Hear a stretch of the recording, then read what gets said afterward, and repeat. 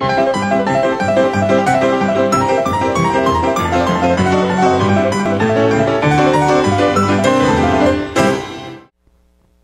everyone, I'm Lee and I'm here today to go over basic cooking tips on green tea, iced green tea, and just normal proper serving of regular hot green tea. The reason basically is I have some friends back home, San Antonio, who've been asking me to give them some nutritional or health ideas because of issues that are going on, and I decided it was just easier to make a video and show you how to do it or how I do it myself.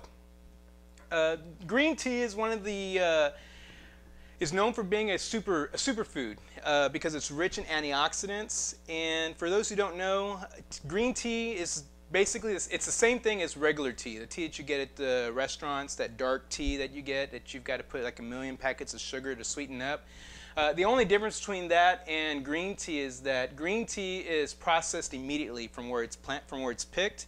And it isn't roasted or it isn't over oxidized, and so it's got most of all of its properties intact and consumed, which kind of what makes it better for you. Now, that isn't to say that regular brown tea isn't good for you either, because it does have certain trace minerals that develop because of the processing it also goes through. But green tea by far outweighs any of the benefits that any other tea can give you. If you're looking for what to start with at home, let me just show you real quick. I use a teapot. I don't actually brew the tea in the teapot. You can. This is mainly for show. If I want to have some guest over and I want to, you know, politely pour a nice little green tea like I'm the Queen of England or something, with some nice little china. I got this in Hong Kong. Pretty cute. English tea in Hong Kong. Of course, it was a British colony, so I guess that does make sense. I use regular standard green tea. You can go with Lipton green tea. It's pretty cheap. It's considered generic, but by far it still has all the things that you need or what you're looking for out of a good green tea. For those aficionados out there or tea snobs, you can go to Starbucks. They have some really good tea brands like Tazo. They have the China Green Tips, and they have the Orange Blossom. If you like your tea very fresh, very young, and with as minimal processing as possible, you'll go with the China Green Tips. It's very light. It almost tastes like just regular warm water with a hint of tea in it. It still has everything that you want out of it, though. Orange Blossom is pretty good, too. It's got more ingredients mixed into it, so it makes the tea more robust, a lot darker. And the Orange Blossom on Tazo that you get at Starbucks actually contains some goji berries, so goji is really good for you as well. If you are lucky enough to have a Japanese or a Asian market around you, you can go in and buy a regular loose leaf tea. And loose leaf tea, if you look at it, looks kind of like mulch. It's got long, larger pieces, and as you put it in hot water or when you're steeping it, it's gonna fill out. So with these, they're very good. You just gotta be a little careful with that. What I use when I use loose leaf tea is I use a tea strainer. And what the tea strainer does is very easy. You make your tea, you put it over your cup like that, and you pour your tea into it, and it catches all the loose leaf, and you can take it out and you drink like that. Here in San Diego, I got this at Shakespeare's Pub. They have a nice little tea room there, and they have a beautiful selection of teas from Ireland and England. As for the green teas, though, when you go to the market, you can just use a basic strainer. Just pour your tea into that to do that. Some places actually have a little strainer that's built into the top of your teapot. So you pour your boiling water in there, you put the tea into the little thing, and then when you're ready, you just pull it out and just pour your tea that way. So the reason for the benefits of green tea, why people use it is because it's full of antioxidants. It's got catechins, it's got polyphenols, it has I forgot the other chemical for it.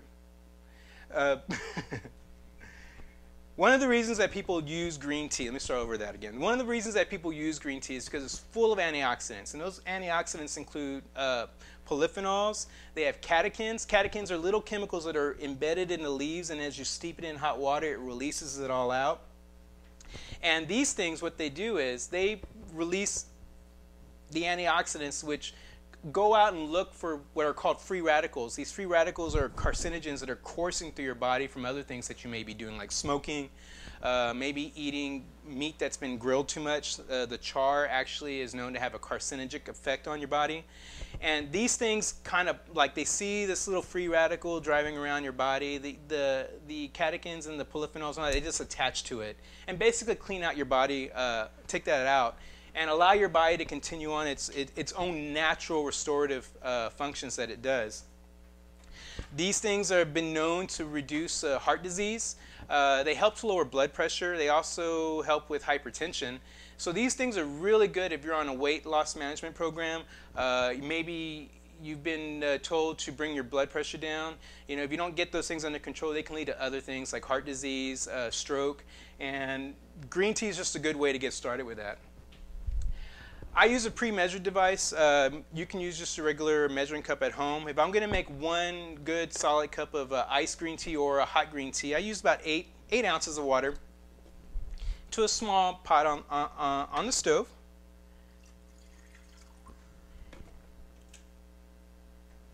And I heat up my water.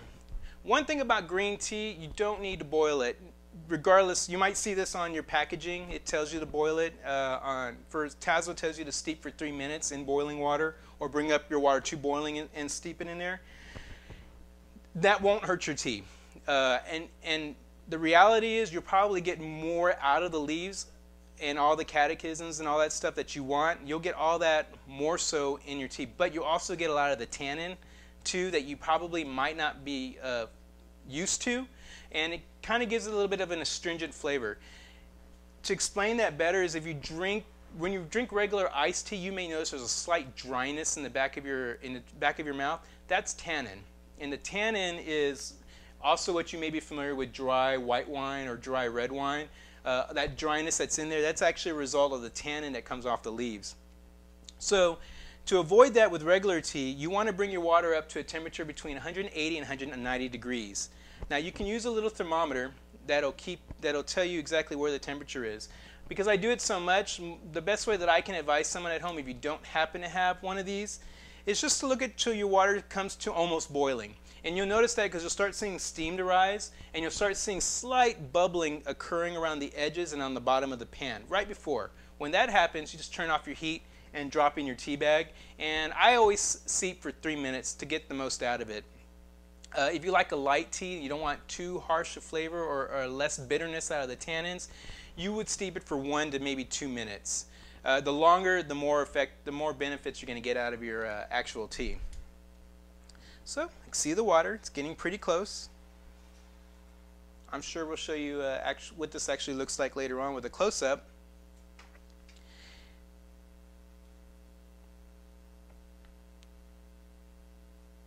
What I do too is when I'm getting ready to steep it, just to remind me, I use a little timer. But if you're in the 21st century, you already know your smartphones, they all have little apps on it. So get that on your phone so you can time yourself if you're not like me and you've got a timer to do that. Here we go. We're getting this. It's nice and starting to bubble. So what I do now is just drop your tea in there. Turn off the heat. Just let that little bugger sit in there. Let the water get in there. It's going to start heating up all the tea, and you see the little teas are like, oh, and this is releasing everything out into the water. Come out. Then you want to start steeping. Steeping is just mainly moving it around a little bit. I don't move it around too much. I don't need to. Get my timer on. I start.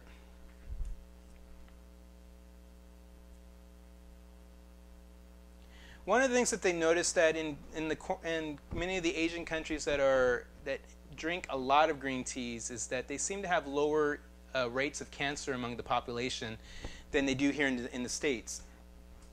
You might find that to be interesting because if you haven't been there, I've been there, was there for quite a few years. one of the things you'll notice about the culture in the Asian countries is they love to smoke. It's like almost everyone smokes.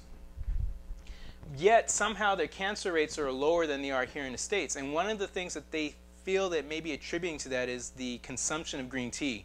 It seems to help neutralize those free radicals that we talked about earlier that are coursing through the body. And that seems to be really beneficial. Another thing too, another thing they claim in Japan might be the sushi, that the fresh fish also has those properties as well. But green tea definitely is one of those superfoods that really seems to be adding to a healthier lifestyle over there. And you can incorporate it here at home. It's pretty simple. The only problem that I have with green tea, personally myself, is that in San Diego it doesn't get too hot. But for you folks back home in Texas, San Antonio, I know it gets pretty hot. And you get up to 112, 115 degrees naturally during the summer. And the last thing you want to be doing is having a nice little hot green tea twice a day, which is what I recommend at the very least. But after this, I'll show you how to do it iced, and it's pretty simple. I know my iced tea experts in Texas will be watching that closely because, we all know Texans make the perfect iced tea. Okay, we're getting close. There we go.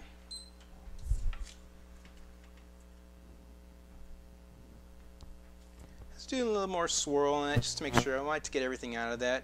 Now, if you got what I call Mexican hands, because I've been cooking so long, my skin doesn't really care too much about how hot things are, so I just pour it out. You see that nice, beautiful green color that comes out of that?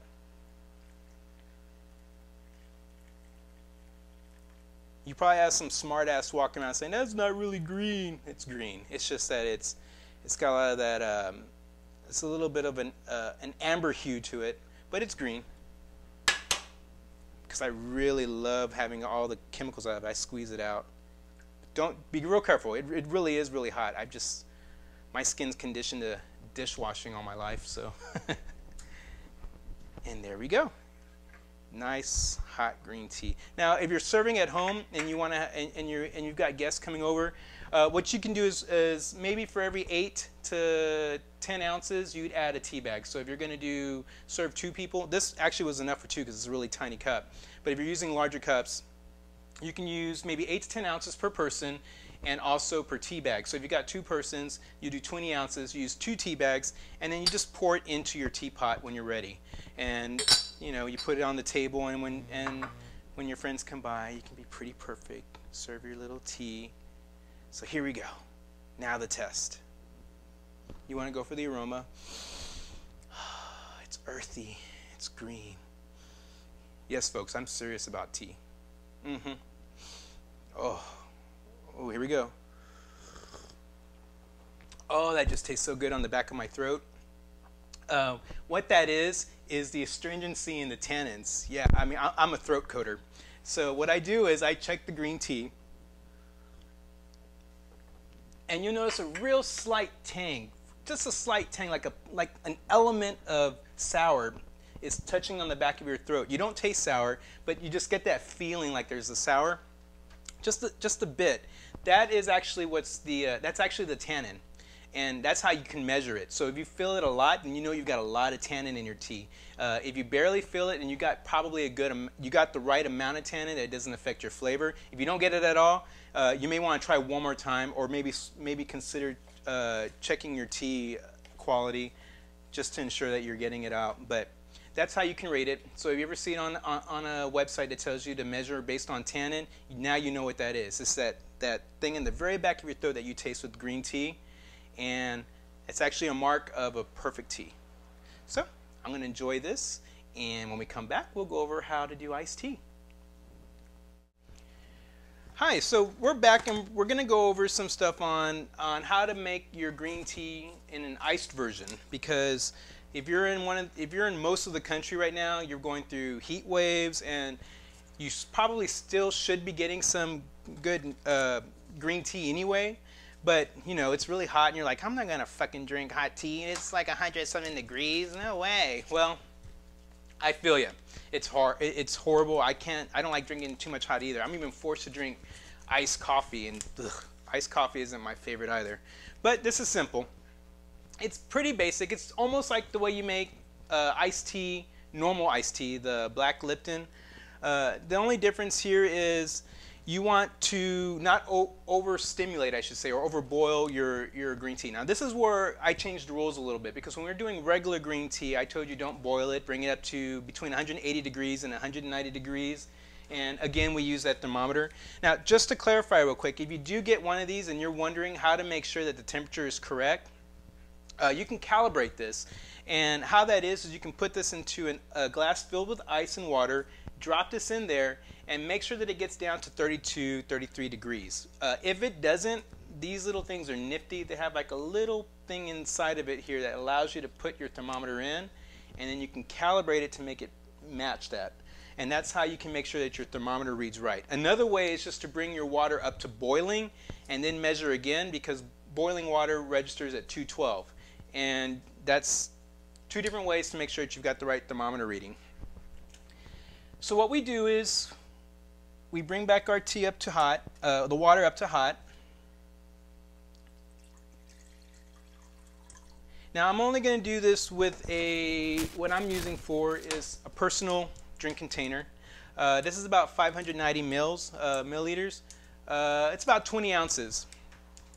I use this because sometimes I like to go to the gym and it's pretty hot, so I want to make a good iced tea on my way to the gym, and that way I can drink it either walking up there or while I'm on the gay glider and rehydrate that way.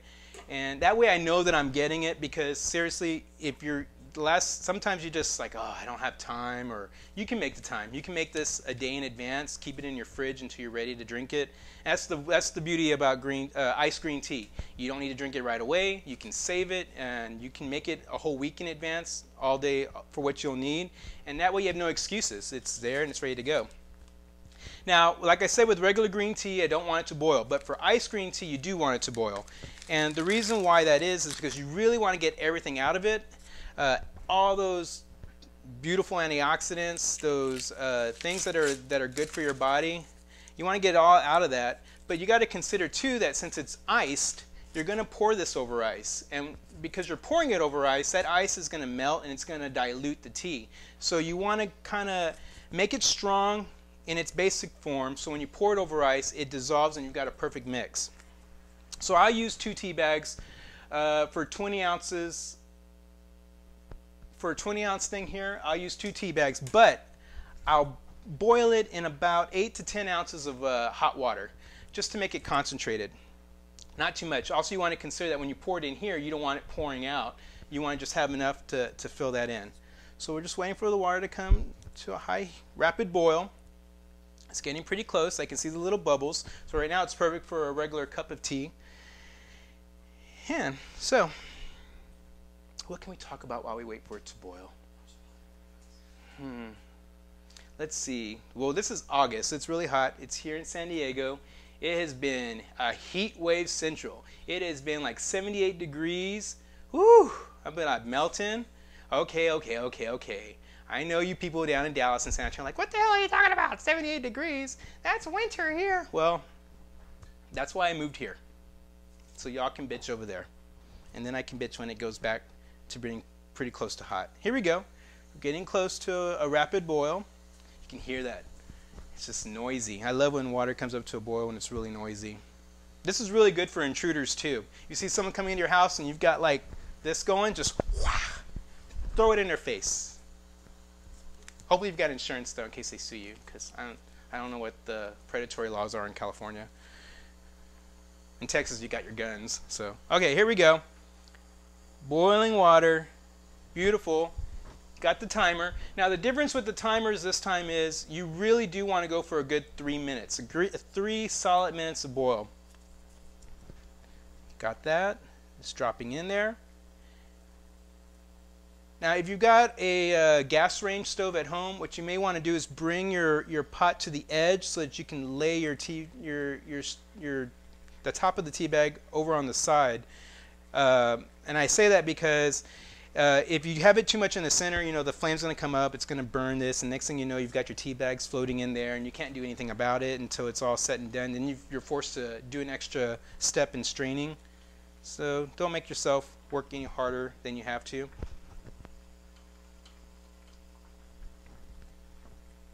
Just move it around. Now, if you're making regular iced tea at home with black tea, this is exactly the same way that you can do it. You may want to triple your water though, maybe put about 24 ounces. And I use about 6 black tea bags when I make iced tea at home. And right before I pour that over ice, I usually put like a cup. If I'm using a whole 2 liter, a quart pitcher, I put about a cup of sugar into it, dilute it, and then pour that over ice, and you got the perfect iced tea ready to go. Now with green tea, I don't put anything in it but the green tea. I don't put sugar. I don't put anything else to it. Now some people just can't do that. They just can't handle plain green tea. And I'm gonna say if you have to do that, it's still better than not having green tea at all. My suggestion is use honey or agave. Agave nectar is perfect. It's actually sweeter than regular sugar, and it has less of an effect on your blood sugar levels. So you have less of a reaction to it. Some people get that sleepy feeling after they've had too much sugar or carbs in their system. That's just the effect of your system bouncing back or having a reaction to the sugar. You want to avoid that. So this is getting really nice. It's really starting to get to a nice dark amber, a green hue. You can smell it. It smells just like regular tea. So that's where you get a little, you're like, oh.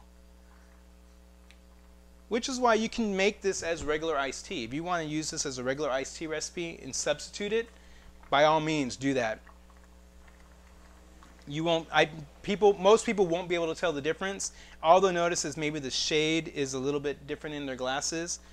And it's certainly cheaper than buying this at the store where they have them in Arizona green tea or any other green teas on the market. This is easier. You'll find other people that will tell you that when you're doing iced green tea, that you have to boil it, strain it, and then reboil the bags in more water to get that. You don't really need to do any of that. Seriously, this is the easiest way to do it. And I'm just showing you how to do it for a personal way. If you want to do more, just keep adding more water and adding more tea bags and just play with it. You may like it stronger than I do. You may like it weaker than I do. That's really up to you. It's your personal choice. And whatever floats your boat, whatever keeps you living longer and healthier, do it. That's all that really matters. This is just about you taking care of yourself, showing some love. All right, got one more minute, about a minute. Bet you never thought about taking ice green tea to the gym before, huh? If you're going on a long walk, if you don't have a gym membership and you just need to go and the doctor's telling you just to get some exercise, get some cardio going, even if it's just walking around your neighborhood, taking the dogs out, this is really a good way just to keep yourself fresh. So, got this boiled. Getting my tea bags, and then you pour it slowly. I pour the tea bags to the side to keep it, because I'm trying to get everything I can out of it. And just pour it slowly over I have the ice inside this this container.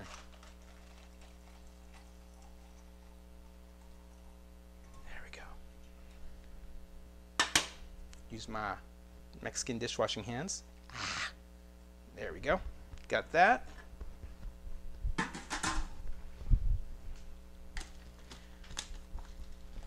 I always make sure that it's done. I shake it around a little bit just to get that tea cold. The ice does two things. It's diluting the tea so it makes it palatable, so it's not too strong. You got your tannins, or the tannins, that bitterness that I was talking about earlier, is now dispersed more widely in the fluid. The other thing that the ice does, it stops the cooking process immediately. The tea stops turning bitter. It halts it. So that's why you don't want to go over 3 minutes. If you overboil it and you keep going, you're just going to get more tannin, more dryness. And it's not bad for you. Actually, it's probably healthier because you get even more out of your tea leaves. But if you're not going to like it and you're not going to want to drink it, then what's the point? So it's just better to do this once or twice a day and get what you really need. All right. So there you go. All you need to do is just take this with you to the gym. What I also do is sometimes I just do this and bring this to the table when me and my babe, Trent, are having dinner.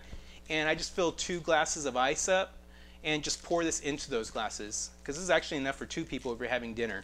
But really, take this with you. Oh, I can just feel all the, I can just feel all the catechins. Catechins are good. They're sexy. You'll notice that you're like thinking better. Some of the benefits, let me tell you what, this real quick, and then we're going to leave you there for the week, but something's really good you need to know. It's purported that you'll lose some weight. Some people do lose weight when they're drinking green tea. I'm not really sure why, and it's just theories at this point. Some of it may have to do with the caffeine content. There isn't a lot of caffeine, but there's a little, you get a little jolt out of it sometimes, which affects your appetite, so it makes you want to eat a little less. The antioxidants that are running through your body, getting all those free radicals, you know, so your body starts to heal more and it starts to do things regeneratively on its own. That takes up more energy, so that's another reason why they think possibly that you lose some weight when you're drinking more green tea. And if you just need to be more regular, and you can read into that, this is definitely a way to do it. If you need to, you know, change baggage inside to the out, get this. This will move it through. Trust me. You'll be like, oh, I can jump now. Yeah.